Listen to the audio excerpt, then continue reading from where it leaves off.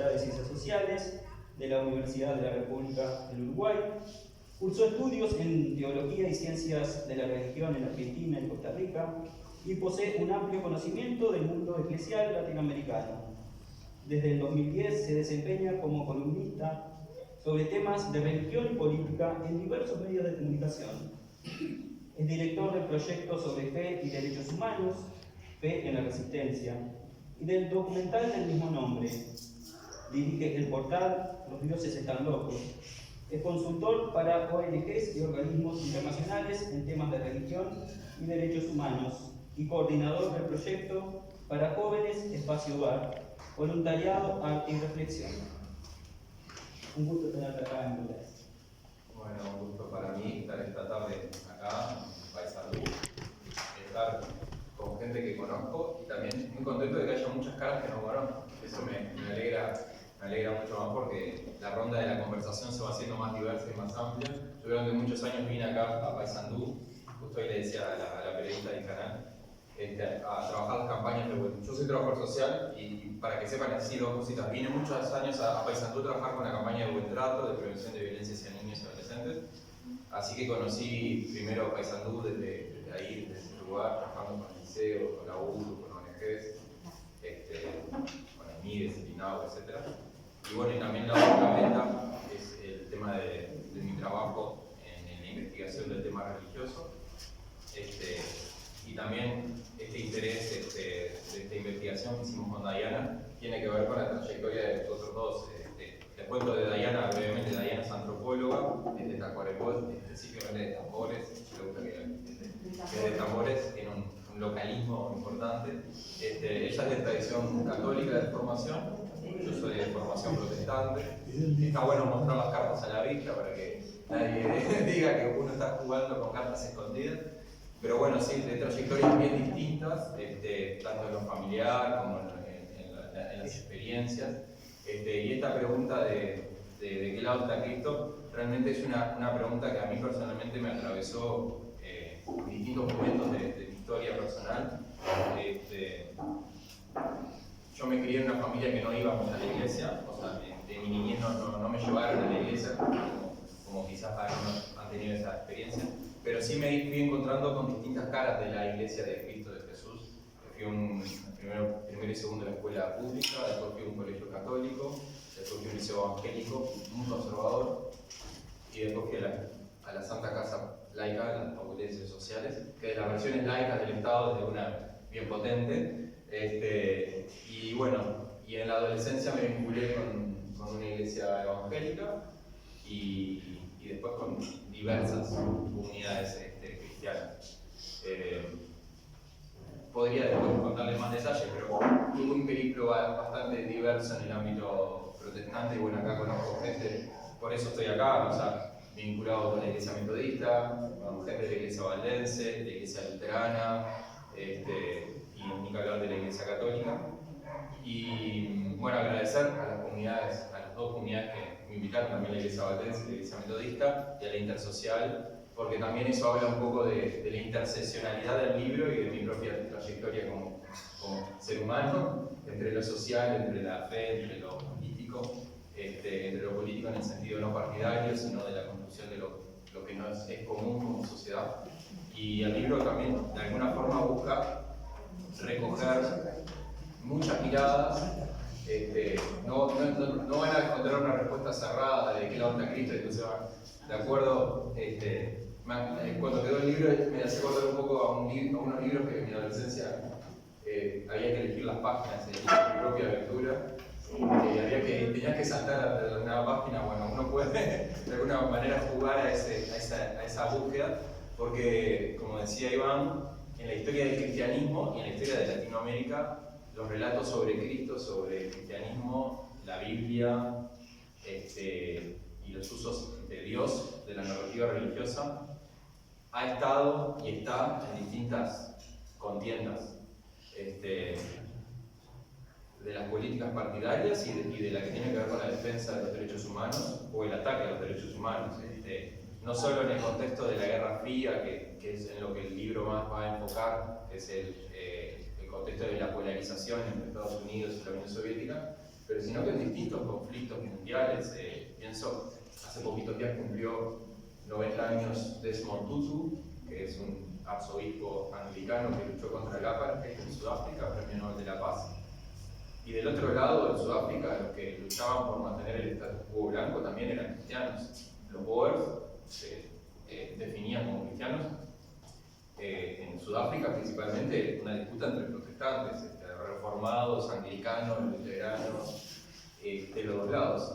Y también cuando venimos a Latinoamérica podemos encontrar en muchos lados del mostrador posturas políticas, sociales y de narrativas sobre el ser humano, sobre posturas en relación a la etnia, a la diversidad sexual, al género, a la memoria del pasado reciente, posturas diversas. Y bueno, una alegría que se llene este espacio. Espero que estemos dentro del aforo todavía. Estamos ahí. Y bueno, entonces el libro con Diana nos conocimos hace pocos años, hace unos 4 años en unos talleres de teología en OPSUR, que es una ONG católica ecuménica en Montevideo. Y ella estaba trabajando, ella primero estudió sobre las religiones de matriz afro. Yo estaba primero enfocado en el tema de la laicidad, que era uno de los temas de preocupación que tenía y que tengo de la laicidad en las políticas sociales. Pero bueno, con la realización de la investigación del documental de la Resistencia, a mí me habían quedado en el tintero, y ahí después fue el reencuentro con Diana, me habían quedado en el tintero muchas historias. No sé si pudieron ver el documental de la Resistencia, creo que sí, si no está disponible en la página de YouTube. Pero el documental buscaba recoger los testimonios de resistencia de los cristianos a la dictadura. Y cuando yo y el equipo hicimos ese trabajo de recoger los testimonios de resistencia, hicimos como 50 entrevistas a cristianos católicos, protestantes y algunos judíos y menos, pero algunas personas de religión de matriz afromandista. Y entrevistamos como 50 personas más o menos. Y en el documental dura 80 minutos y filmamos 50 horas. Quedan muchas historias. Y esas historias, cuando uno hace un documental en un lenguaje audiovisual, especialmente los profes o la gente más grande me decían, pero acá te faltan fechas, te falta ubicación. Y en el lenguaje audiovisual uno no puede ordenar y fechar, o sea, puede hacerlo. Pero la obra en términos artísticos, por suerte había unos jóvenes artistas ahí que decían, no, el documental también tiene mención de arte. Entonces nos quedó también como la necesidad de darle un marco histórico a esas historias de resistencia. Pero bueno, también había historias de resistencia, había también historias de complicidad de la dictadura. Y quizás todavía de las historias de la resistencia en la historiografía, por lo menos a nivel de libros testimoniales, ya había algunos libros como del pastor Ademar Olivero, pastor metodista, y el sacerdote Perico Pérez Aguirre, que junto con Osorio protagonizaron el ayuno del Servicio de Paz y Justicia, CERPAC. Había unos libros testimoniales de Ademar, de Perico un par de cosas, de Monseñor Partelli había algunas cosas. En la comunidad judía hay un libro de Eduardo Bleyer, que es un desaparecido. Pero realmente hay un libro de Carlos del Monte, de la Iglesia Valdense, pero había como libros de algunas historias, pero no había la historiografía uruguaya.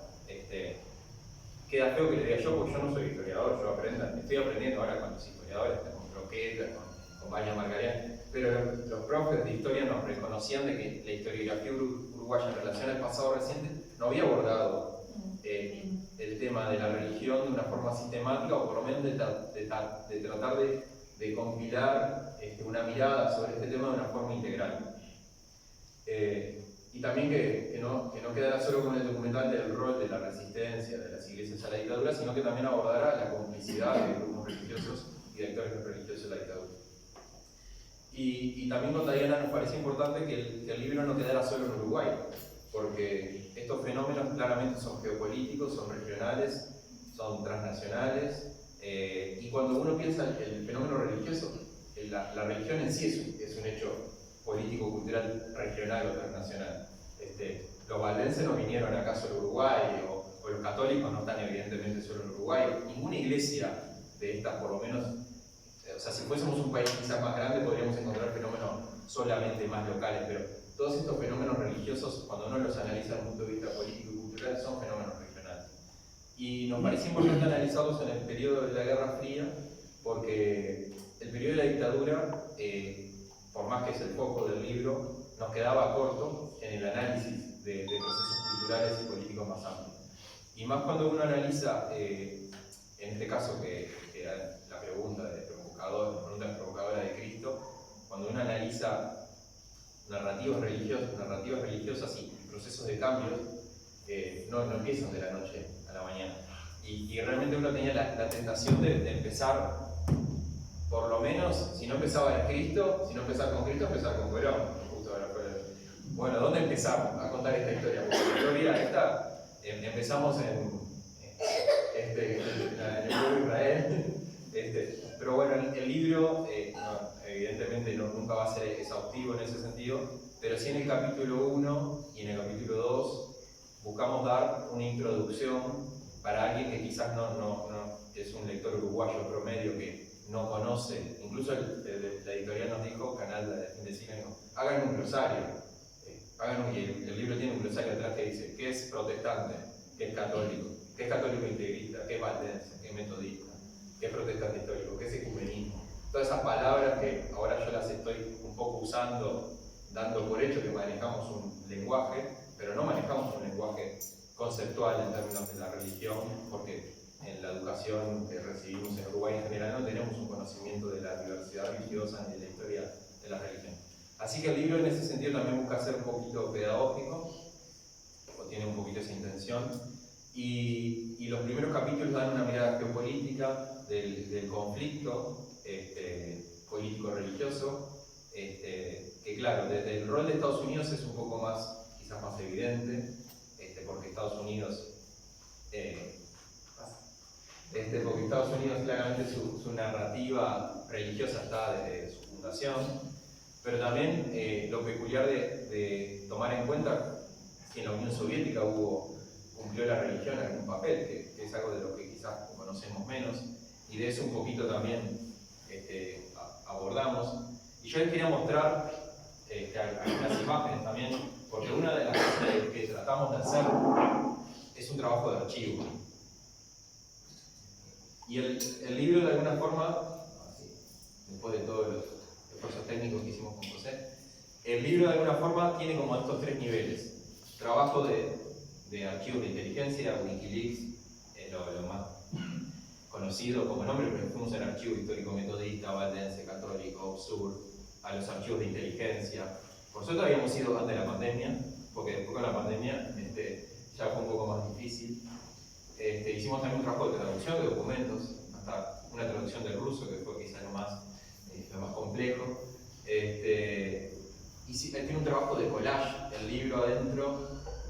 Marilyn Reina y Víctor Aragón, que son los mismos que hicieron el documental, hicieron un trabajo lindo de armar collage, porque también buscando imágenes de la época, y las imágenes también transmiten, son muy fuertes, ¿no? Justo Croquetas coordinó un libro recién ahora que está sobre el anticomunismo en imágenes en el Uruguay, es muy gráfico en ese sentido. Bueno, no les voy a contar quiénes son las imágenes, pero más o menos algunos van a conocer. Bueno, acá hay unos pastores, un metodista y valdense, Carlos Montes Naceli, ISAL, Iglesia y Sociedad en América Latina, que era uno de los grupos que de Uruguay, una experiencia en Uruguay, hubo producción teórica también y conceptual importante. Los cuadernos de marcha, que también cuando uno piensa en la producción en el contexto secular, digamos, laico, y una estudiante de la Facultad de Comunicación está haciendo su tesis y su pregunta de investigación es ¿por qué hubo tanta producción en la prensa secular, tanto en La Mañana, El Diario, El País, Pepe Color, Marcha, o sea, de distintas tendencias ideológicas? Hubo una gran atención al hecho religioso, comentarios de las cartas, de las encíclicas, pastorales. Esto, por ejemplo, he sacado las fotos del diario El Popular, una concentración en homenaje al asesinato de Martin Luther King, en la explanada de la Universidad de Montevideo, donde participaron también esa confluencia de esta época, ¿no? Bien interesante, Partelli, Emilio Castro, el coro de la comunidad afro, el coro del Ejército de Salvación, o sea, una mezcolanza, diríamos hoy, líderes de la universidad, bueno, claramente un tiempo muy fermental.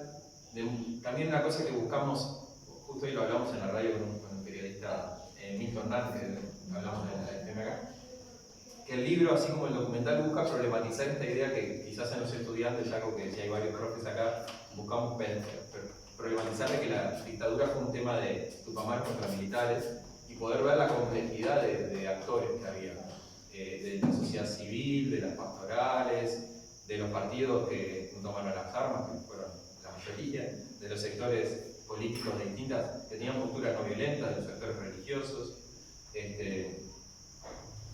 Bueno, ahí algunos, Emilio Castro, bueno, en el anterior estaba Bartelli, Hilda Vence, Smith, el pastor Smith era un pastor de la generación de Martin Luther King, que fue el que fundó el Servicio de Paz y Justicia para América Latina, CERPAJ, en los años 60, antes de la fundación de la nueva etapa del CERPAJ en el 81. Obviamente que a nivel regional, Paulo Freire, como una de esas figuras. Bueno, este es un póster de, a ver, hay gente de la pastora. Creo que es una jornada de la juventud como de los 80, por ahí, tenemos esperanza de construir el Mañana Unidos. Pues es una cosa que es muy interesante, cuando uno revisa las fichas de inteligencia, hay dos cosas que son interesantes. Las cosas que a los militares les preocupaba que hacían los cristianos, que son muy curiosas a veces, no sé. Los scouts, porque tenían la Biblia latinoamericana, como algo subversivo. Pero también la fecha en que empiezan a perseguir a los cristianos, a perseguir o a controlar, porque en ese contexto sería controlar, no perseguir, la palabra medio ambigua. En el año 63 ya empieza el registro de actividad subversiva, peligrosa, en las fichas de inteligencia de algunos pastores y curas. Y una de las cosas que les molestaba en la actividad era reuniones de la acción cristiana, alguien de la CJ, reuniones de la acción cristiana de jóvenes de Montevideo, el pastor fue tal, estuvo visitando los países del bloque del este y vino a dar una charla sobre el socialismo real y el cristianismo. Y eso eran las primeras anotaciones en las fichas de un santucero, justo Iber Conteris, no sé si el escritor. Una de las fichas más gorditas era la de Iber Conteris, y él, junto con Emilio Castro y Julio Santana, tres metodistas, fueron de los primeros uruguayos en el ámbito eclesial, ¿no? Porque del ámbito colectivo seguramente habrían ido otras personas, que habían ido a países del este a dialogar con los teólogos checos, con los teólogos rusos, tema curioso al menos. Después la visita pasó una reunión de Camilo Torres. Este es el tema de Dayana. Dayana está terminando su tesis de maestría sobre los cristianos en el MLN y en los grupos de acción unificadora local. Y ha trabajado e investigado hasta descubrir, como les dije, comprobar de que efectivamente existe una columna cristiana dentro del MLN.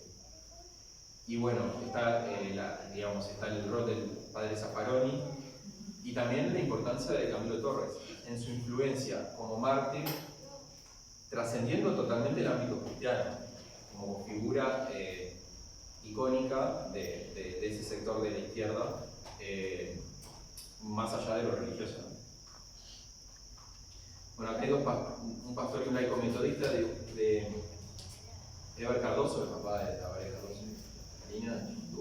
Oscar Delgado. Ellos, junto con dos grupos de jóvenes enteros de la Iglesia Metodista de Montevideo, que se unieron y hicieron una agrupación revolucionaria cristiana, que fue sectores de estos, algunos después se unieron al Fidel, que es otro dato poco conocido en ese momento. Bueno, Beatriz Benzano, bueno, hay otras personas, Arismendi,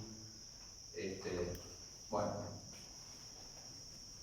Esto sí, me voy a tener un segundo para contarles otra de las curiosidades que tiene el libro, de las novedades, vamos a decir. Esta es una carta que dice Cristianos contra el socialismo. Y esta carta de Cristianos contra el socialismo, que tiene 3 páginas, están ahí en el libro, junto con esta carta que está ahí, que es una carta de Margaret Thatcher, dirigida a una ciudadana anglo-argentina que vivía en Uruguay, en Montevideo, hablan del papel de esta ciudadana inglesa de operación y de lobby político a favor de la dictadura en Montevideo, en Uruguay. Digo Montevideo porque por la señora esta vivía en Montevideo, y realmente su acción fue muy montevideana, pero muy internacional. Ella realizó informes de las actividades subversivas de los grupos cristianos, combatiendo esto que el libro de Broquetas también plantea, el problema de la infiltración comunista en las iglesias. Así como en el ámbito católico, tradición, familia y propiedad, que era un grupo digamos, marcado en el catolicismo integrista, veía como un problema a denunciar, y lo hacía efectivamente frente al Papa. Frente al Papa, Pablo VI, mandaban cartas, juntaban firmas, hacían denuncias en los diarios, en la prensa, de que había una infiltración comunista, de que los obispos, los curas de la Iglesia Católica estaban enseñando de marxismo y no de la Biblia.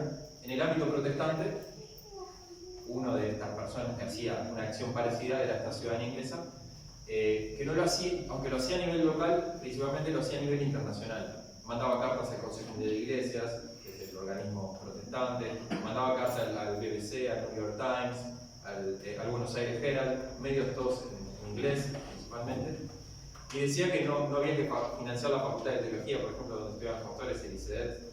Decía que el ICEDET estaba corrompido totalmente por el marxismo, decía que la iglesia metodista y la iglesia valdense en Uruguay también eran una cuna de marxistas, y bueno, decían ese tipo de epítetos, digamos, de ideas que eran muy similares a lo que decía la TFP, o sea, lo mismo que decía la TFP de la Iglesia Católica, del sector de la Iglesia Católica. Y bueno, esta señora tenía esta actitud, esta acción de lobby, y un grupo de mujeres que o sea, esto no era conocido en Uruguay. Y después sí tenían grupos de lobby de mujeres, que estaba un poco trabajado en el libro, pero ese es mi tema de trabajo ahora para la maestría, sobre el lobby del sector, digamos, sería los orígenes de la derecha evangélica en Uruguay. Estamos hablando de mediados de los 60. También otro dato peculiar de esa época, creo que ahora aparece, ahí está, esta es ella, esta señora que está ahí, Irene Shepard se llama. Tenía dentro de muchos proyectos traer 10.000 rodesianos, personas de Rhodesia. No le voy a spoilear en el libro, pero después de un par de cosas que realmente fueron en Rhodesia y en otras colonias británicas en África, estaba dando un proceso de descolonización justo cuando estaba la dictadura en Uruguay entre el 75, 76, 77, y había una preocupación de dónde ubicar a estos colonos blancos en países de reasentamiento, digamos, carga del siglo XXI. Y bueno, yo cuando investigué el archivo de esta señora y veía este proyecto, yo dije, es un delirio, una señora inglesa que tomó demasiado té, pero no era un delirio. Realmente durante mucho tiempo pensé que era una cosa muy personal, pero después, cruzando información de otro archivo del cual investigué, es el archivo de terror de Asunción. En Asunción se descubrió hace unos 10 años ya un archivo que durante todo el periodo de Stroessner se juntó toda la información de congresos anticomunistas, de actividades de inteligencia, de Plan Cóndor, de todo el trabajo en la región. En Asunción había un archivo que estaba hasta en democracia en Paraguay, estaba ahí intacto, hasta que un abogado paraguayo lo descubrió. Bueno, ese archivo ahora está disponible, bastante disponible, y investigando este archivo pude acceder a algo que se llama Plan Banzer. Hugo Banzer era el dictador en Bolivia, fue el periodo histórico de mediados de los 70, y bueno, se desarrolló un plan para combatir esto de la teología de la liberación en Latinoamérica. Y Banzer también tenía dentro de sus proyectos con Strauss, que era su ministro del Interior, que ambos eran descendientes alemanes, nada contra la descendencia alemana, que yo también cargo con esa mitad, pero tenían una idea eugenésica, similar a lo de la señora esta inglesa también, de que había que poblar América Latina, Uruguay, en el caso de la señora, con migrantes blancos de las colonias europeas. Que eso era lo que iba a generar desarrollo, progreso, etc. Algunas ideas no han cambiado mucho en el mundo, o se repiten estas ideas, lamentablemente. Y bueno, y Banzer, Strauss, que era el ministro del Interior de Banzer, dice: solo hay dos países que seguimos, lo dice al diario El País de España, y ahí fue que llegó, no era una idea. Solo hay 2 países que seguimos interesados en este proyecto de traer los colonos blancos, perseguidos por los comunistas negros de África, que es más o menos la terminología de la época. Bolivia y Uruguay. Y bueno, en Uruguay la señora era la encargada del proyecto, no lo voy a contar más en el libro que lean el libro. Y esa es la iglesia, para los que han ido bastante a Montevideo, Biblioteca, Facultad de Derecho, Biblioteca Nacional, Guayabo, Tristán Arbaja. La única es parecida a esta iglesia porque la arquitectura inglesa, no hay muchas iglesias en Uruguay que tengan esta arquitectura de ladrillos a la vista gótico, o neogótico, no sé cómo se llama. Y bueno, esta iglesia que está ahí era la iglesia metodista de habla inglesa, hasta la época de la dictadura, donde hay una fractura entre la comunidad metodista habla inglesa y la comunidad metodista uruguaya. En esta comunidad los dirigentes eran esta familia inglesa, y dentro de los dirigentes también estaba el jefe de la CIA, dentro del board de la iglesia. Cosa también que yo lo había leído en un libro de Emilio Castro, el pastor metodista, pero realmente hasta hace pocas semanas que tuve en mis manos la ficha de membresía del jefe de la CIA, yo tenía cierta duda de si efectivamente esta información la habíamos cruzado, bueno, el libro de Emilio Castro y un libro de un ex agente de la CIA que se llama Philip Age, un libro bastante conocido. Pero bueno, en esta iglesia, la iglesia Manuel, se cosían muchas habas a finales de los 60, principios de los 70. Una comunidad pequeña, de unas 100 personas más o menos, pero bueno, estaba parte importante del empresariado norteamericano, británico y el personal de las embajadas en esa pequeña comunidad. Bueno, acá esto es una imagen, bueno, Margaret Thatcher, Bordaberry, arriba, creo que es Damitrone. Sí, Damitrone. Damitrone era católico. Vamos para contar uno de cada lado, ¿no? Bueno, estratos del Congreso Anticomunista. También otra cosa que me llamó la atención, ¿quiénes fueron los que fueron al Congreso Anticomunista por Uruguay en ese año, en el 77? Voy a decir alguna memoria. Bueno, gente de la TFP, yo ahora no me acuerdo de memoria, Yanatacio creo que era, bueno, no, Yanatacio no, Boaventura Campilla Cámpora, ahora me acuerdo. Boaventura Campilla Cámpora es uno de los que fue. Roque Moreira, no sé si saben quién es, dirigente de Cabildo Abierto actualmente, padre de la ministra. Y otros dirigentes vinculados también a sectores del Nacional. En el Partido Nacional había un sector muy antiguo, semita, nacionalista, con ideas muy nacionalistas, ultranacionalistas sería la palabra. Y bueno, confluían. Y también actores que confluyen, que en el libro hay una parte, vinculados al grupo de la unificación, la Iglesia de la Unificación, conocido como secta Mu. Y bueno, ahí también se tocan actores políticos de esa época y de la época. El libro también tiene un capítulo que nos pareció interesante dedicar a los cristianos que estuvieron presos políticos. Y un poquito, realmente es como un ensayo de este tema, que para profundizarlo mucho más, que es cómo se vivía la espiritualidad en la cárcel. Y cómo era la espiritualidad tanto para los creyentes como para los que no eran creyentes y tenían en esa situación tan extrema una búsqueda espiritual. Bueno, otros santuceros, Henry Engler también es santucero, ¿verdad? Bueno, las experiencias espirituales como la de Henry Engler, que no viene de una familia cristiana, o sea, por lo menos él no viene de la práctica cristiana, creo que en sus antepasados probablemente sí. Otros como Iber Conteri, que hay un collage de Iber que encontré en el archivo metodista, un collage que él hizo en la cárcel con recorte de revista. Fue muy emocionante, se lo pasé a su hija y nunca lo había visto porque era un collage que no sé, de alguna forma paró ahí en el archivo. Y después de las celebraciones ecuménicas, que hacían las misas que hacían los presos, donde iban personas creyentes y no creyentes al encuentro. Y recogemos el texto tan emocionante de Eduardo Galeano, de la comunión de las manos vacías, que quizás alguno lo ha leído, donde se hacían estas celebraciones, estas misas, como forma de dar esperanza, ánimo a los que estaban presos. Y bueno, Miguel Brun, que es el que le cuenta el cuento a Galeano, que también estuvo preso, pastor, dice que también celebraban en algún momento sin tener los símbolos.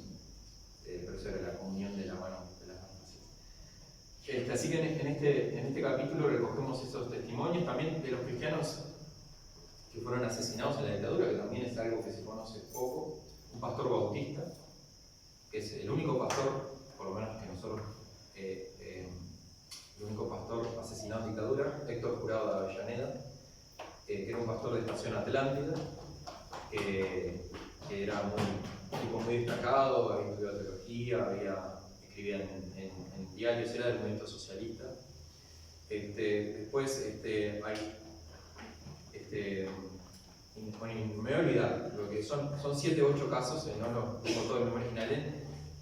Inaldense Olivera, que era un sacerdote católico, un joven luterano de Rivera, que lo mataron en un encuentro con 19 o 20 años, que era un líder ecuménico en Rivera.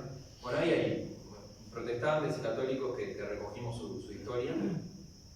Y después en el capítulo 9 hablamos de la salida democrática, no solo del Serpaj, y quizás de lo que hablamos menos porque es de lo que está escrito más, en cierto punto, de la historia del Serpaj, sino también de todas las expresiones ecuménicas, también como hubo acá en esta propia iglesia donde estamos acá, en Paysandú, en Salto, acciones de solidaridad con los familiares, que eran familiares de los presos políticos, también por ejemplo con el testimonio con Belela Herrera, que nos hemos juntado muchas veces y estaba muy emocionada por todo este proceso, de ver cómo eran las rutas de salida para los que se iban al exilio, también con Juan Raúl Ferreira, que él también, igual que otros referentes desde el exterior, tenían un trabajo de incidencia y de solidaridad. Este es un pedazo de cuaderno de Romy Lezama, que era un cura jesuita que escribió también cuadernos de la cárcel. Este es el collage de Iber, que es una cara de Jesús. Este es un extracto de la comunión de las manos vacías. Ahí está Juan Raúl y Oscar Borioli, que algunos estuvieron ahí. María Josefina Pla, en el plebiscito del no. Ahí el ayuno del Serpaj. Belela es la del lente, el joven. Belela, Demar, Perico, María Teresa Escar, que era una trabajadora social, que era la referente al NUR en esa época. Y bueno, acá un poquito de algunos de las imágenes y bueno, la idea es que es una charla. Yo ahí tengo el video de Magdalena Broqueta, sé que a algunos les gusta, voy a poner a Magdalena para tenerla como profesora, pero la idea es que generar un intercambio. Sé que hay varios profes de historia acá, eso es algo que para mí como persona que no vengo del ámbito de la historia, sí, ahora hemos devenido con Dayana en hacer este esfuerzo. Nos sentimos muy contentos porque la comunidad de profesores de historia nos dio para adelante y nos reapoyó, la Asociación de Profesores de Historia, y varios historiadores de esos que son para nosotros de los manuales que hemos leído, como Caetano, que nos acompañó en todo el proceso, como Rico, como Broquetas, después en Valdense, encontrarme con Roger Gemonat, con todos esos profesores que uno tuvo en la facultad y bueno, eso también destacar, porque no solo, ahí en Valdense mostraba, no solo darle gracias a los pastores, a los curas, que uno les puede dar gracias más veces, darle gracias a los profesores de historia que uno hace y se interesa por estas cosas también. Y hicimos este esfuerzo de sistematicidad gracias a lo que aprendemos en la universidad. Así que bueno, escuchamos a Magdalena y ahí veremos el diálogo. Historiografía y tampoco la memoria social no ha profundizado en la participación de los movimientos católicos en lo que fue una verdadera cruzada anticomunista en los largos años 60. Una cruzada que unió sectores de la derecha política, social, empresarial, militar, que no necesariamente coincidían en otros aspectos. 2 capítulos del libro ¿De qué lado está Cristo? Están dedicados a las derechas religiosas y recorren la diversidad de grupos y de movimientos que combatieron ideas y prácticas que consideraron peligrosas, subversivas, entre comillas, en organizaciones de formación cristiana o en el discurso y en la acción de líderes y de militantes. El libro identifica 2 sectores, uno más vinculado al catolicismo integrista, hispanista, de más larga data en el país. En este sector, desde comienzos de los años 60, se ubican organizaciones neofascistas, el núcleo uruguayo de tradición, familia y propiedad, la JU, el semanario Azul y Blanco, incluso el pensamiento del presidente Bordaberry, ligado al carlismo, que se oponía al parlamentarismo y al liberalismo político. Y otro sector más vinculado al fundamentalismo evangelical, en el que se visibilizan una serie de organizaciones asociadas a la derecha religiosa estadounidense.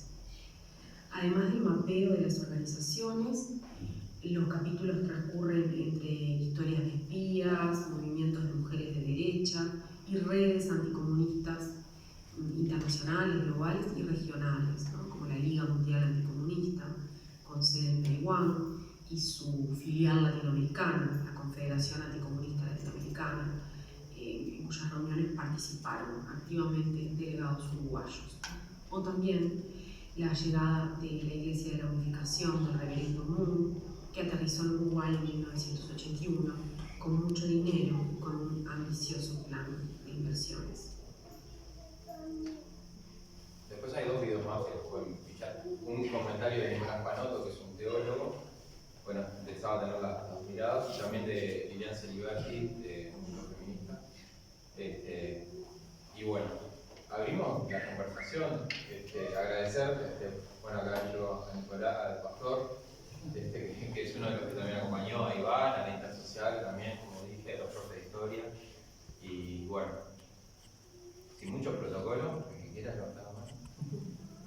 Solo protocolo de COVID. Señor. Sí. Difícil. El pedido es, se llama ¿de qué lado está Cristo? ¿Verdad? Yo les puedo replantear la pregunta. ¿Cristo tiene que estar de algún lado? Justamente eso fue lo que Carlos de Monte, un pastor valdense, me decía: Cristo no puede estar en ningún lado, no puede tomar partido de ningún lado. La pregunta un poco provoca porque la historia que el libro cuenta muestra los posicionamientos y la polarización.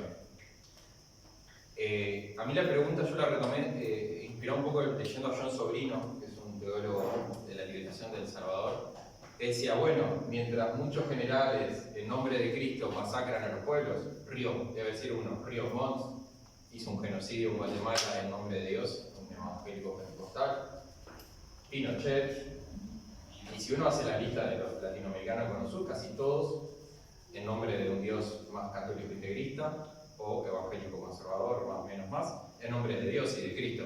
Del otro lado, decía John Sobrino, en realidad Cristo está, desde su comprensión, del lado de los campesinos, los oprimidos, los pueblos originarios. Entonces, claro, uno desde una perspectiva de fe puede decir: no, Cristo no toma partido político. No toma político partidario, pero sí, desde distintas comprensiones, voy a decir, toma opciones. Para los que afilian a la teología de la liberación, Cristo tomó el lado de los oprimidos. Para los que afilian a lo que Rubén Dri, un teólogo y filósofo argentino, dice la teología de la seguridad nacional, para los que creen en esa teología de la seguridad nacional, Dios está al lado de los dictadores y del lado de la autoridad y del poder. Y si no, hay que mirar muy cerca en el mapa. A Brasil, y ese presidente también cree que Dios es el que lo mandata a hacer su proyecto político. Entonces, el libro provoca a pensar sobre eso. Señor. Bueno, yo quería, pensando un poco, ¿no? Es muy interesante la pregunta que el señor te hizo. Yo creo que si vamos a los valores fundamentales detrás de la figura de Cristo, ya sea del protestantismo, del catolicismo, del judaísmo, yo creo que es claro, por lo menos para mí, la postura de Cristo está del lado de la justicia y de emoción por los más pobres. Esa me parece, se me ocurrió que podría ser algo importante, no sé qué pensás tú, que bueno, esa es mucho más que yo. Ahí tendría que hablar como cristiano. Claro, Como cristiano que soy, ahí está, yo hablo como cristiano. Como cristiano comprendo que esa es mi comprensión de la fe. Ahí está. Pero como investigador debo dar cuenta de que otros tienen otras posturas de la comprensión del cristianismo, por más que no sea la mía. Pero, claro, sí, como... Desde la filosofía cristiana, digamos, podríamos responder eso o no. Depende de qué. Es que ellos también tienen los que creen del otro, del Cristo que defiende los valores tradicionales y la familia y la propiedad, también tienen una biblioteca y una de filósofos cristianos también que los apoyan. No es que la otra postura no tenga sustento teórico, o sea, lo interesante quizás es pasada la Guerra Fría, y la pregunta sería como sociedad, y me pongo como en otro lugar que no es ni investigador ni cristiano, ¿podemos construir una sociedad plural más allá de nuestras creencias, nuestras comprensiones de Cristo, nuestras creencias ideológicas o nuestras perspectivas ideológicas? Y bueno, debería haber ciertos mínimos comunes que para vivir en democracia deberíamos todos comulgar, es una palabra que se debería hacer los derechos humanos, el respeto de ellos.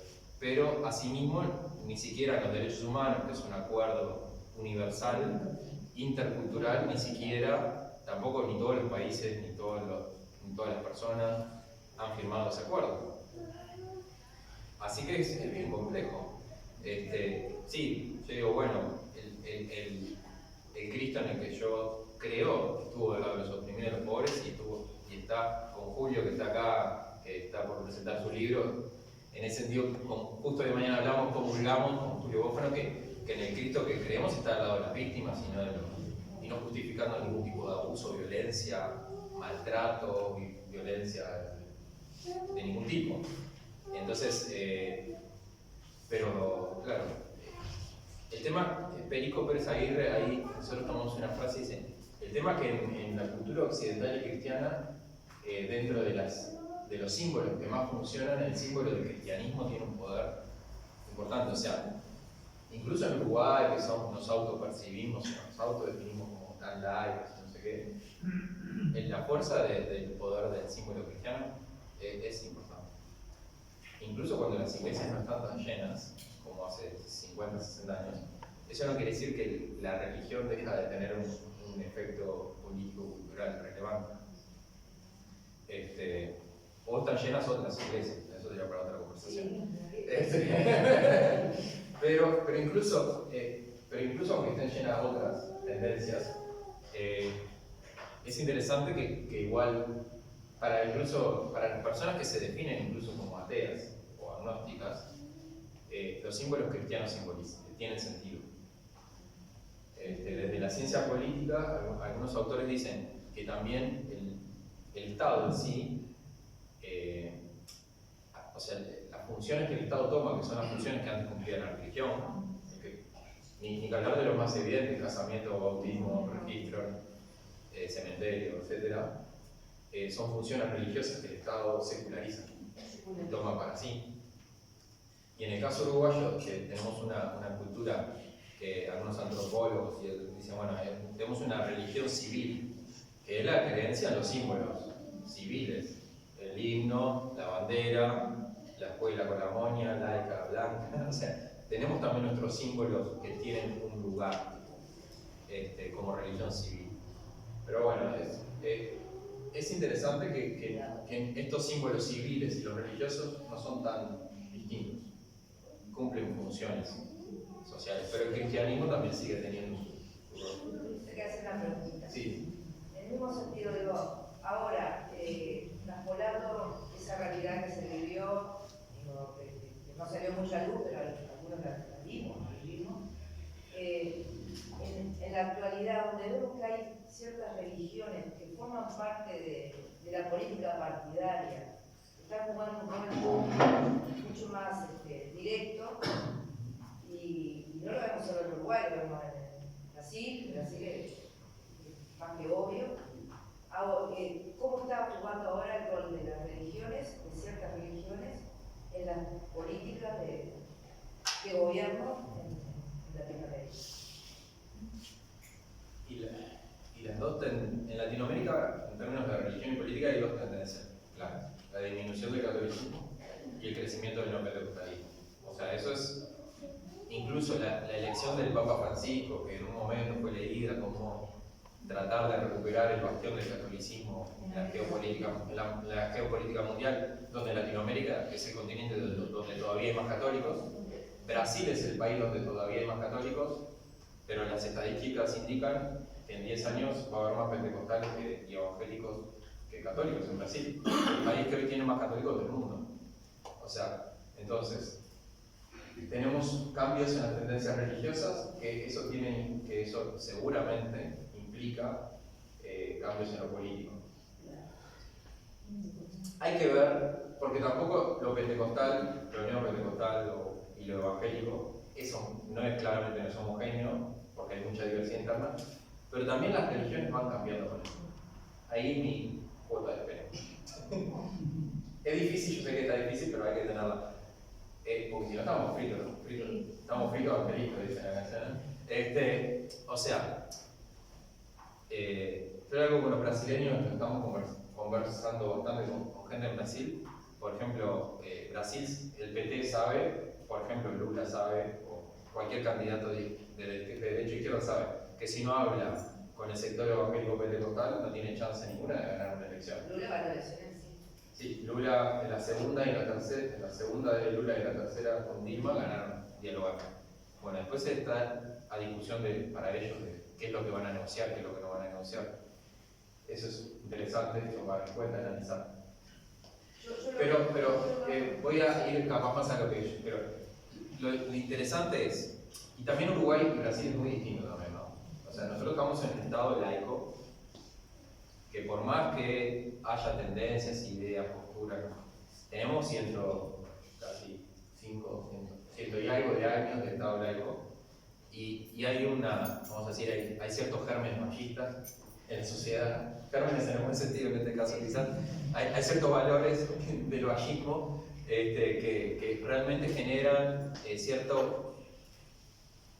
actitud a ver de una forma crítica, por ejemplo, algo que yo investigué y creo que va por ahí tu pregunta, es la participación de iglesias en sectores políticos partidarios con su estructura religiosa y con su militancia.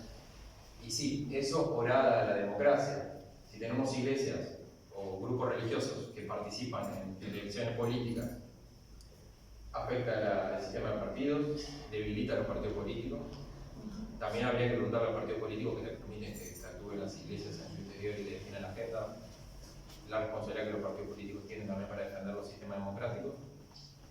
Y también cuánto afecta a las iglesias el involucramiento de los partidos políticos, porque en realidad las iglesias deberían, creo, desde un deber ser, ser espacios plurales de gente de todos los partidos políticos, de todas las ideologías, y no reproducir espacios de fragmentación o de polarización, que es lo que justamente pasó en el contexto de la Guerra Fría, donde las comunidades se polarizaron y se dividieron.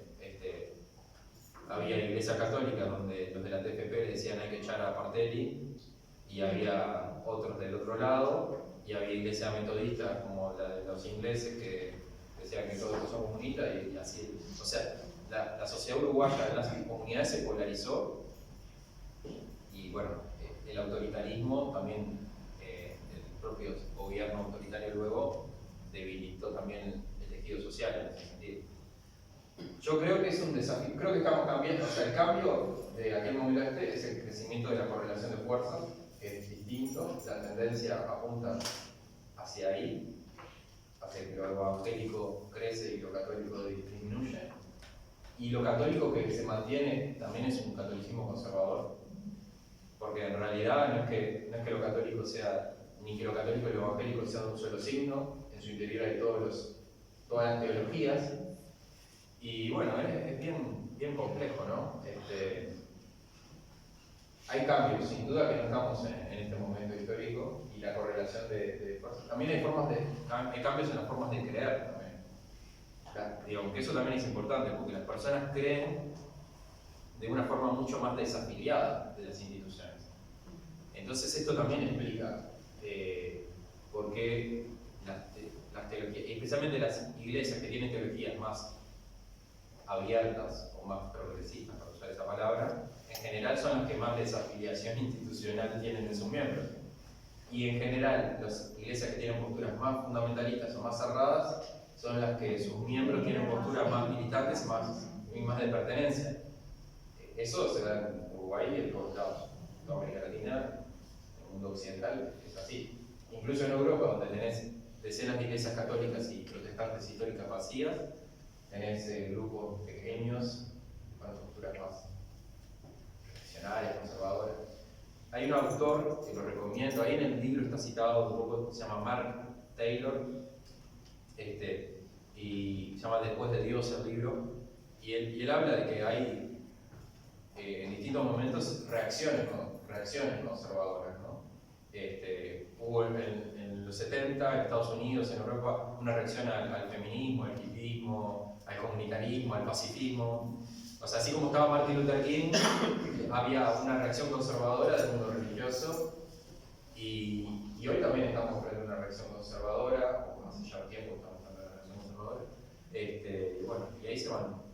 Pero lo que yo creo que también es que el mundo es dinámico.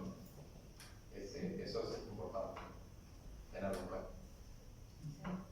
Importante saber de qué lado está aquí.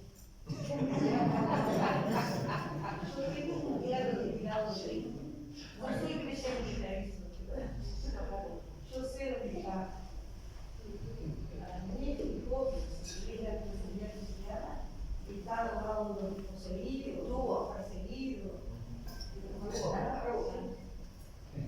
Sí.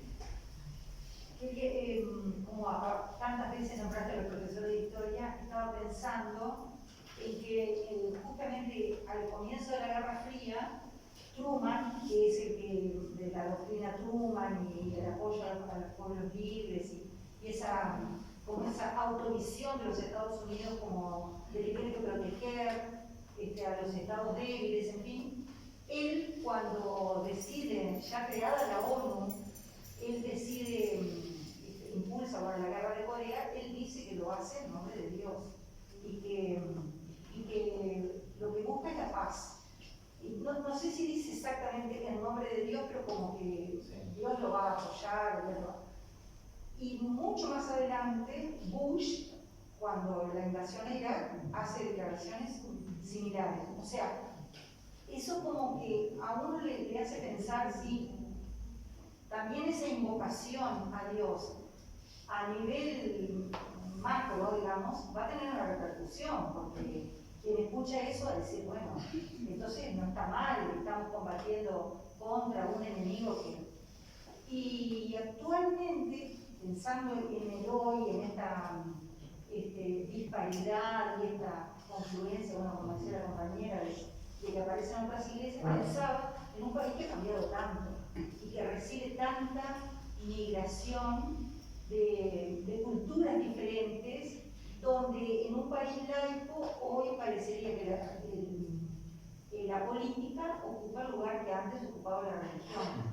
Entonces, bueno, ahora como que estos cambios en nuestro país rápidos vendrían a poner en cuestionamiento esa laicidad, porque lo hago como un planteo, como una pregunta, ¿no? Porque esas culturas vienen trayendo, por supuesto, esos migrantes traen sus culturas con ellos. Y en un país laico, digamos, como que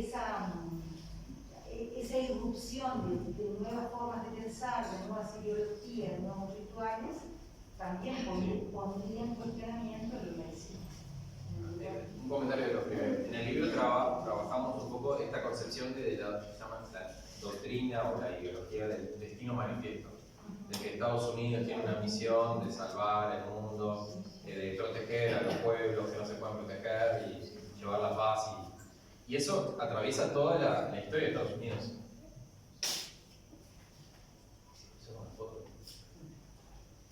La doctrina del destino manifiesto está y como atravesando, me parece, como toda la cultura más imperialista de Estados Unidos, desde una visión religiosa también, ¿no?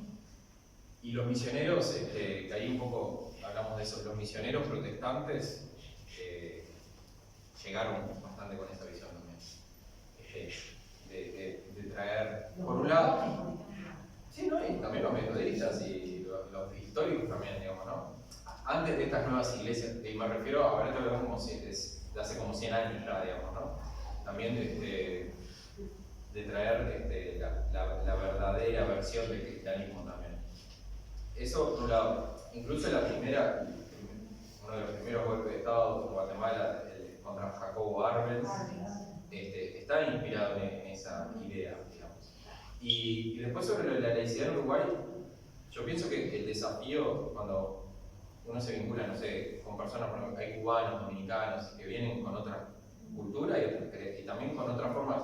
Por ejemplo, a mí me pasa un cubano metodista, no tiene que ver con un uruguayo metodista, por ejemplo.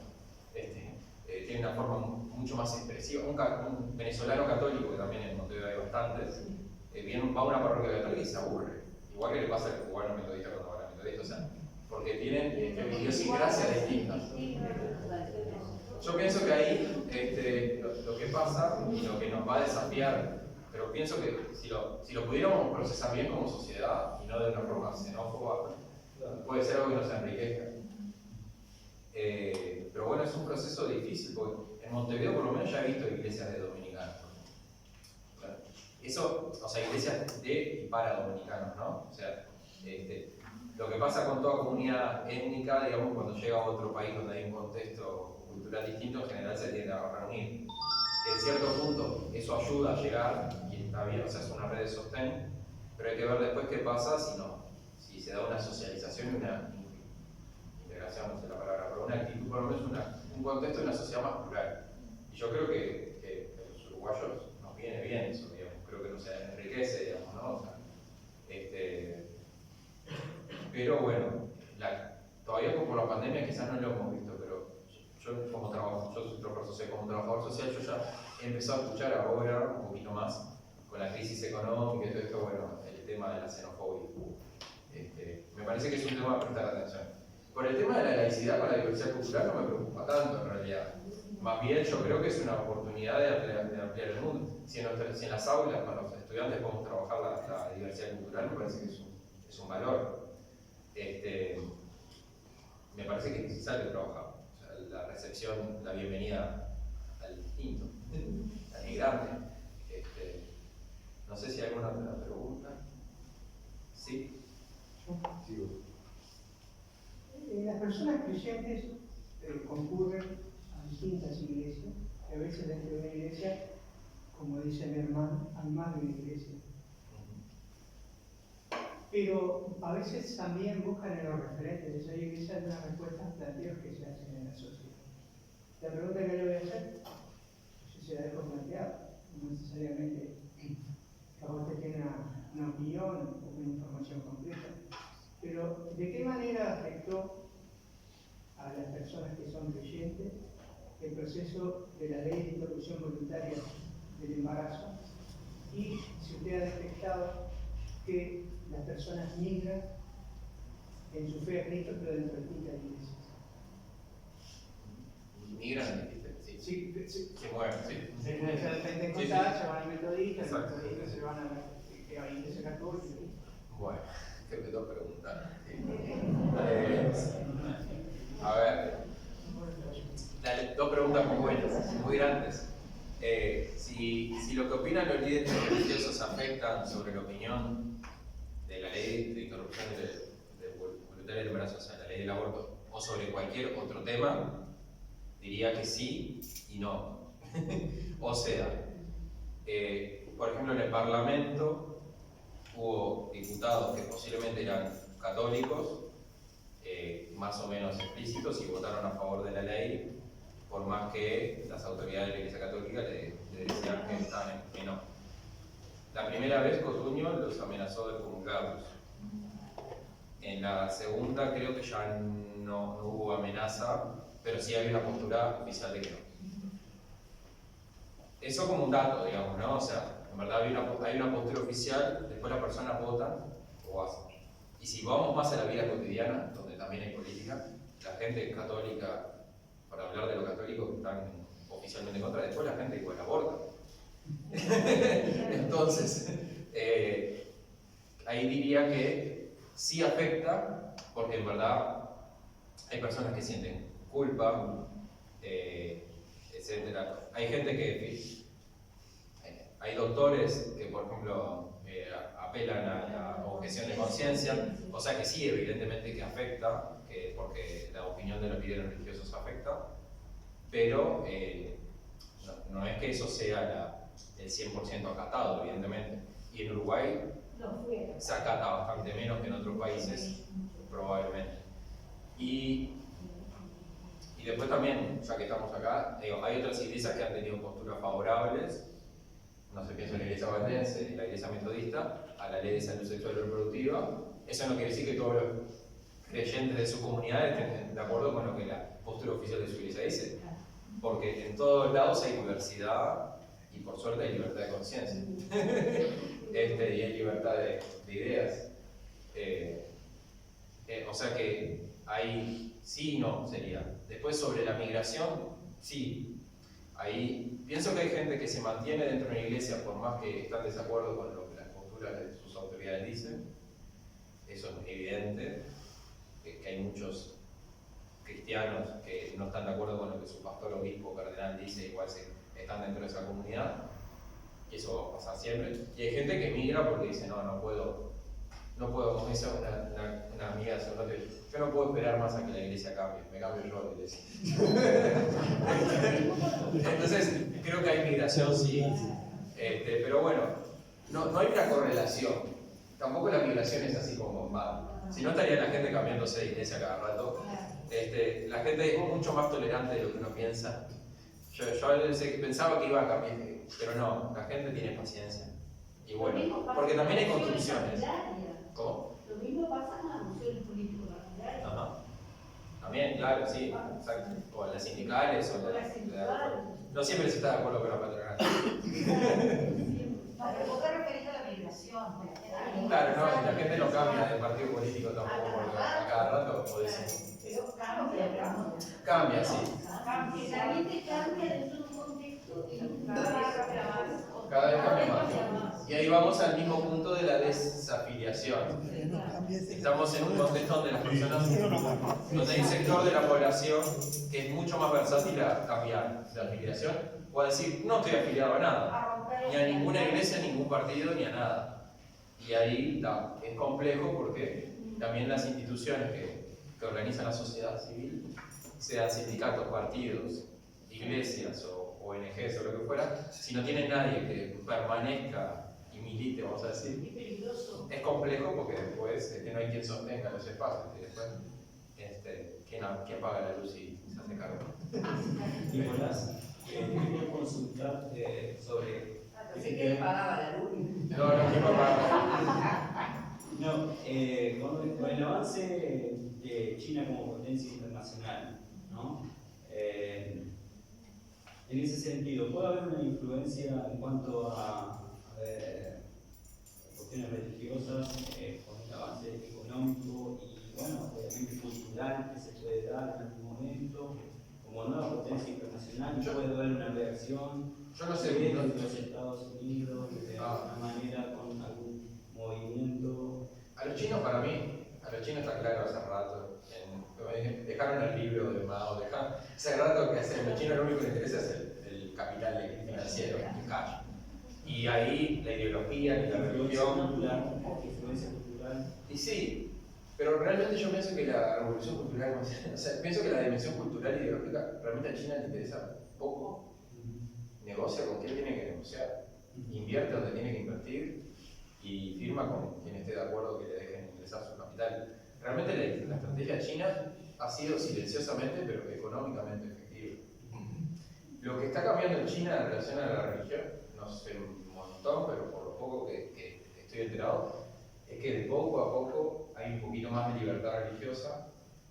En China están las iglesias oficiales, digamos, aceptadas, reconocidas por el Estado, pero después en las iglesias, en las casas, ha ido creciendo las iglesias evangélicas, vamos a decir, de corte estadounidense. No sé si neopentecostales, pero sí de corte pentecostal y evangélico conservador. Y ni se sabe cuántos chinos son evangélicos conservadores en realidad. Y posiblemente, como dice Walter Benjamin y otros filósofos marxistas, dicen, en realidad hay ciertas religiosidades que son más afines al sistema capitalista y claramente hay teologías como la de la prosperidad, o mismo las teologías más individualistas, menos comunitarias. Todo aquello que vos te salvás vos y te revienta el prójimo, es mucho más efectivo en un sistema capitalista. Y yo pienso que por eso, en realidad los chinos ni saben cuántos evangélicos hay, porque como no están legalmente reconocidos, pero son cientos, un par de cientos de millones probablemente, no, cientos de millones no, un par de decenas de millones probablemente. He escuchado por ahí que quizás son un 5% o algo así. China es un montón. Son como 200, ¿no? Sí, 200 millones. No nos pasa. Julio, por ahí. Sí, yo quiero recomendar el libro de Nico y de Diana, que por supuesto lo cito en el mío, pero quiero decir dos cosas. Uno es que era un libro muy necesario, rescatan algo que es muy importante y que ha sido invisibilizado, y es el rol de las mujeres en la militancia de nuestras iglesias.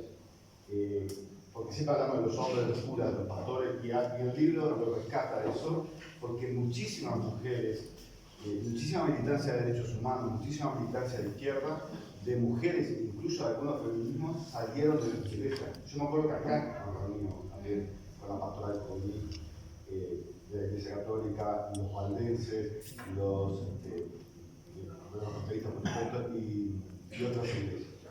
Y lo segundo, que me parece que es muy importante, y es que no minimicemos las religiones en Uruguay. En primer lugar, porque creer es un derecho humano, Declaración Universal de los Derechos Humanos, como lo es no creer. Pero la ingenuidad de haber minimizado por ser un país laico nos está llevando ya a tener algunos retrocesos en los derechos. Mañana está la Filiola acá, en Paysandú, con su propuesta pro vida, con quien me encantaría discutir de su Dios que tiene y de la teología que tiene, pero generalmente no lo hacen, eso porque confrontan de otra manera. En Uruguay, según los datos que tenemos, que son muy pocos, porque la última vez que se hizo un censo fue en 1908 que se incorporó la pregunta de la creencia, y los datos que tenemos son de la encuesta continua de hogares del 2017, creo. El 70 y pico % de la población es creyente. La mayoría está entre católicos y cristianos de distintas religiones, y hay un 24% que creen en un trascendente sin pasar por las instituciones, gracias a Dios, como digo yo. Y eso hace que el tema religioso sea muy importante. Minimizarlo y ningunearlo, como lo hacemos muchas veces. A mí hay gente que me dice, ¿cómo vos que sos tan inteligente crees en Dios? Ha hecho que sea muy peligroso y esté siendo muy peligroso para los retrocesos y para la incidencia que tienen todas las religiones, pero algunas más que otras, en nuestra política y en los retrocesos de derechos que en algunos aspectos ya se están notando. Entonces me parece muy importante rescatar la importancia no solo histórica, sino actual de esto. Creer es un derecho humano, por lo tanto hay que respetar eso y considerarlo en todos los análisis. Me parece que el libro nos trae una cantidad de elementos que nos enriquecen muchísimo, incluso para hacer política en el sentido amplio. Sí. Y después, para llegar al debate actual de teología, feminismo y diversidad sexual, leen el libro de Julio, y ahí ya pasan de la Guerra Fría a la actualidad. No, la verdad que es una linda coincidencia que justo salió el libro de Gerardo, que viene mañana para salir, que debe pasar el archivo. Está el libro de Julio. ¿Señor?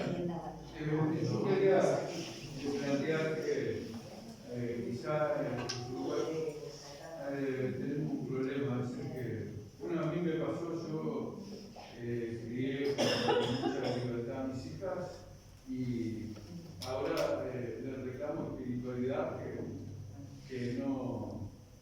que todavía no, me parece que no tienen, no sé si me puedo expresar, pero confundimos la libertad religiosa o la libertad de creencia con falta de espiritualismo, de la relación a los hijos o también en los lugares.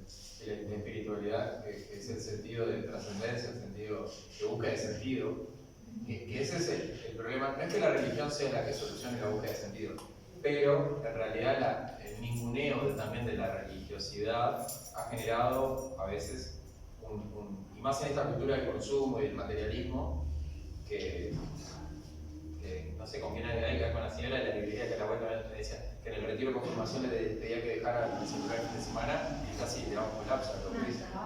Pero nosotros también. Y no somos tan vices. Me parece que nos también esa adicción. Sí, esas adicciones de los consumos también nos empobrecen en nuestro sentido de encontrarnos y nuestra espiritualidad desde el celular. Yo antes de terminar y charlar un poquito más ahí con de esto, les quiero mostrar, no sé, ¿alguno ya vio la miniserie que estrenamos allá? No. Está. Lanzamos en TV Ciudad el martes una miniserie que tiene 6 capítulos, que también va a estar libre en la página de la Resistencia, sobre fe, política y derechos humanos, justamente de esta triada. Este primero es sobre, es un capítulo con entrevista a Gabriel Kirichi, profesor de historia.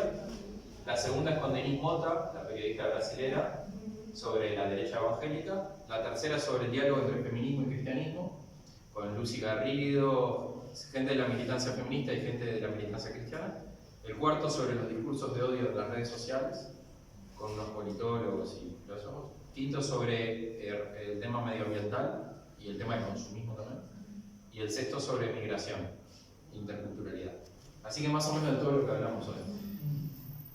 Y lo van a poder ver en YouTube, no precisan, en TV Ciudad también.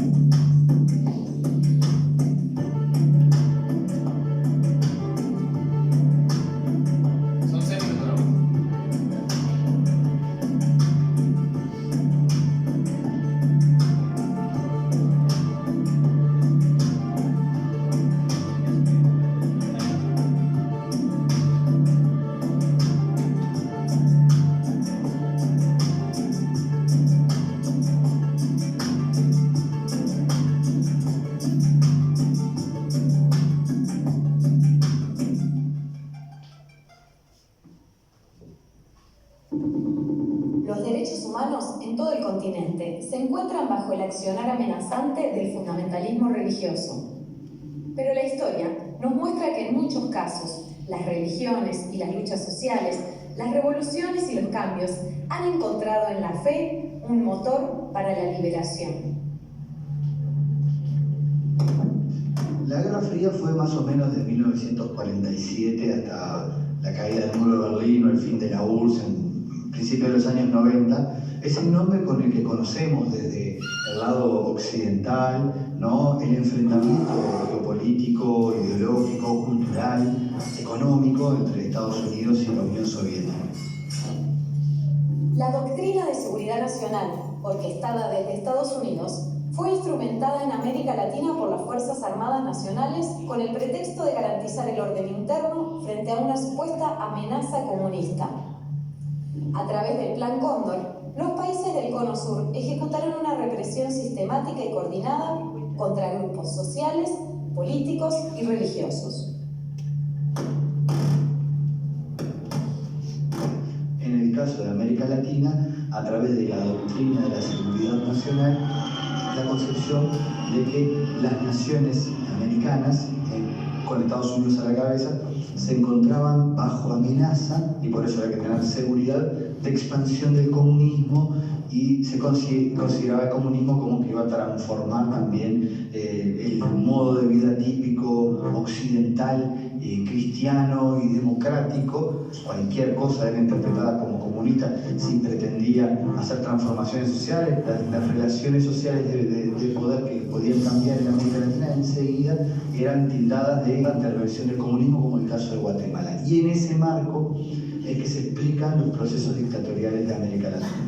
Las fuerzas represivas del Estado, en algunos casos formadas por, y en otros además apoyadas económica y diplomáticamente, culminaron estableciendo regímenes totalmente antidemocráticos, represivos, violadores de derechos humanos, en pos de salvaguardar de una amenaza comunista muchas veces exagerada, otras veces frenando procesos de transformación importantes, pero que no eran producto de la Unión Soviética.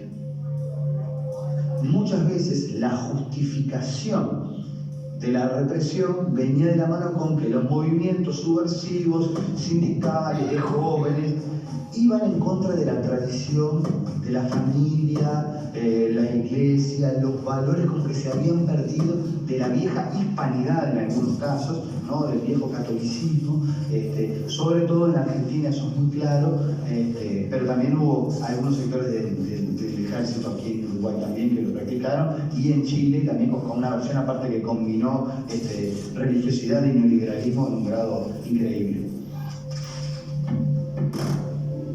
Algunos sectores del cristianismo apoyaron los regímenes militares como defensores de una nación cristiana. Asociaban a la teología de la liberación con la infiltración comunista y a las espiritualidades originarias con expresiones demoníacas. Lo primero que señalaría es la importancia de la iglesia, en plural, de las iglesias en la sociedad y la política latinoamericana, porque una de las, digamos, características constitutivas justamente de lo latinoamericano es su profundo sentir religioso más allá de las instituciones. Hay mucho peso del cristianismo, pero también presencia afro, presencia de las religiones de los pueblos originarios, y en ese sentido la popularidad hizo que las iglesias, en muchos casos en América Latina, se acercaran a los problemas sociales en la década de los 60 y 70. No solo, quizá la más conocida, la teología de la liberación, ¿no? Pero también otros procesos de iglesias populares, que además entraron en diálogo con sectores que podían haber sido antes considerados opuestos o enemigos, como los comunistas, los sindicalistas. Entonces, la iglesia tuvo un rol, las iglesias tuvieron un rol muy importante también de sensibilidad social y de crítica a las injusticias y a la violencia del sistema, sobre todo imperialista de aquellos años, ¿no? Pensemos Estados Unidos invadiendo Vietnam, toda la situación también de la falta de derechos civiles que existía, ¿no? Es decir, del racismo, de la discriminación, que en América Latina también. Pero ojo, porque también, dependiendo de las zonas, hubo iglesias, o podemos hablar de jerarquías y sectores sociales de las iglesias, que se plegaron a la parte más represiva, ¿no? Como en el caso de Colombia, por ejemplo, ¿no? O también en Argentina, apoyando las medidas más violentas y, digamos, condenando a sus propios compañeros y colegas y, digamos, también siendo cómplices de la parte más autoritaria. Otros sectores del cristianismo construyeron alternativas democráticas en diálogo con los movimientos sociales, mediante el pacifismo, el cooperativismo, la educación popular y la organización sindical.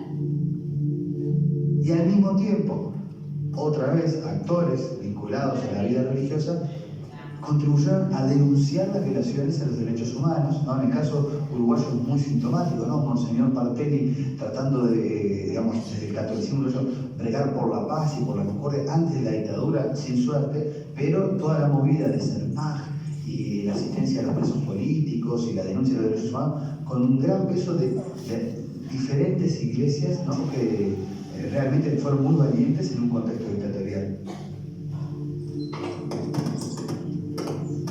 Finalizadas las dictaduras militares en las décadas de 1970 y 80, el neoliberalismo fue implantado de forma exitosa en toda la región. Hoy, los modelos extractivistas, la restauración del orden tradicional y la amenaza a los derechos humanos se siguen justificando en nombre de Dios. Muy bien. Mañana pueden ver el siguiente. Se entrega. Son 6 capítulos. ¿Qué le pareció? Bien. Y está ahí. Fue el esfuerzo también de tratar de hacer algo cortito. No es todo lo profundo que... Pero porque también... Sí, sintetizar. Porque también tratando de que generaciones más jóvenes puedan también acceder a este tipo de información. Bueno, muchísimas gracias, que tengan una buena noche.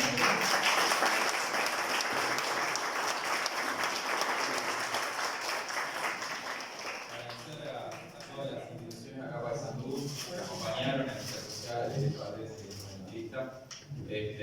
Ahí a los colegas de los medios de comunicación que estuvieron apoyando. Y bueno, una alegría seguir compartiendo. Eso, ¿no? Felicitaciones.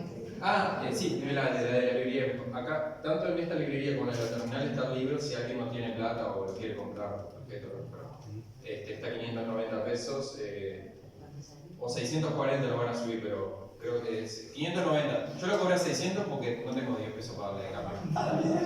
No es que se la quiera, no es que quedarme con 10 pesos.